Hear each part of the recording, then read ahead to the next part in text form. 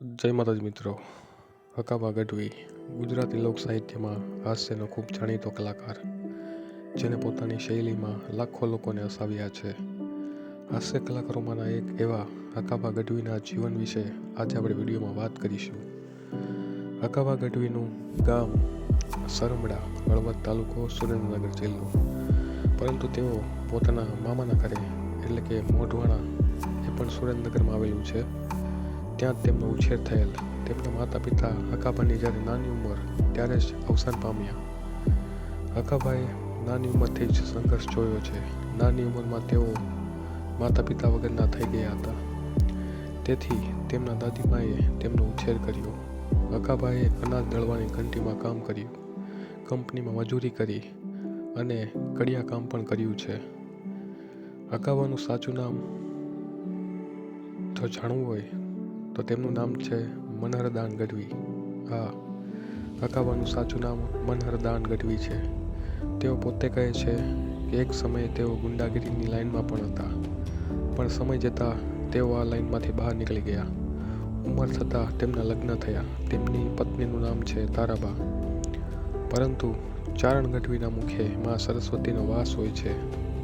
એક કળા હોય છે જે યોગ્ય રસ્તો મળતા બહાર આવતી હોય છે. ધીરે ધીરે હકાબાની કળા પણ સ્ટેજ મળતા બહાર આવવા લાગી. એક હાસ્ય કલાકાર તરીકે આજે તેઓ આપણી સામે છે. હકાબાના સંતાનોમાં વાત કરીએ તો એક દીકરો ગૌરવ તથા 2 દીકરીઓ પણ છે. આજે હકાબાએ મોટી સંખ્યામાં હાસ્યના પ્રોગ્રામ કર્યા છે. લોકો તેમને સાંભળવા આતુર હોય છે. કોઈપણ જાતની તૈયારી વગર હકાબા પોતાની કળાથી લોકોને હસાવતા આવ્યા છે. મા બાપ વગર ઉછરી કાળી મજૂરી સંઘર્ષના દિવસોમાંથી હકાબા પોતાની કળા થકી અને ભગવતીના આશીર્વાદ થકી આજે સારી એવી લાઈફસ્ટાઈલ જીવી રહ્યા છે. હકાબા એક ઉત્તમ ઉદાહરણ છે કે તમે ભલે ગમે તેવી પરિસ્થિતિમાં હોય, ખાવા દાણો પણ ના હોય, પણ તમારામાં આવડત હોય, કળા હોય અને ભગવતીના આશીર્વાદ માથે હોય તો મહેનત થકી તમે શૂન્યથી લાખોમાં જઈ શકો છો. તો મિત્રો, આ તો આપણા હાસ્ય કલાકાર હકાબા ગઢવીના જીવન વિશે થોડી ઘણી વાતો.